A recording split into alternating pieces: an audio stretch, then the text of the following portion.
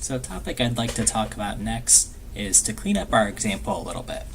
You can imagine if we have to draw many rectangles in this scene, it could get quite cluttered. That is, within this draw function we would have many lines of code all put into this one function. And for now we've only got a few here, so it's reasonable to manage. But what we can do is create our own functions that create a nice abstraction, meaning we're able to follow what's going on exactly in this draw. So let me show you an example. So what I'm going to do is move this code into its own function, and I'm going to call it draw button with no arguments for now, and we create our own function and just make a call to this function within draw.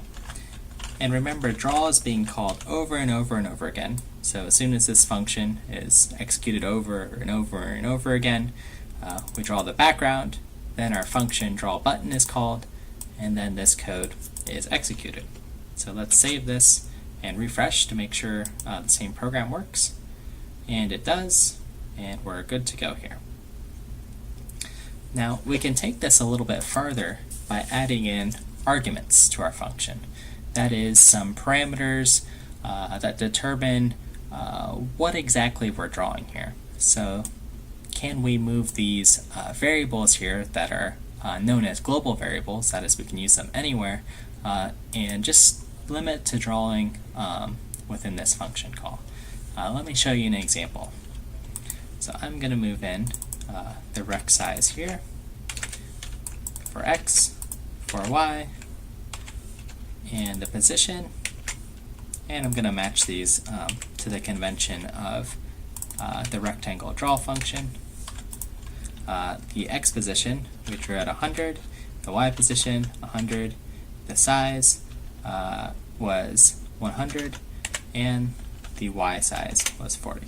Okay, so these parameters here that we've added to this function now match these function parameters. And now I can actually get rid of all of these variables here. And we're going to save and refresh and see if there's any errors or if it works. Oops, looks like I made an error. So let's check the console and debug this together. It says syntax error unexpected identifier, and it's at line 8.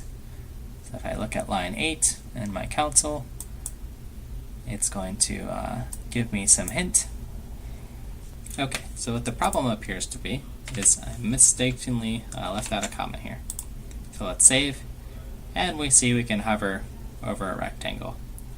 Now what's nice about functions is we can actually reuse them. So let's say I want to draw another button. But this button's going to be small, say we'll draw it at 50 by 50, and it's only 10 pixels by 20.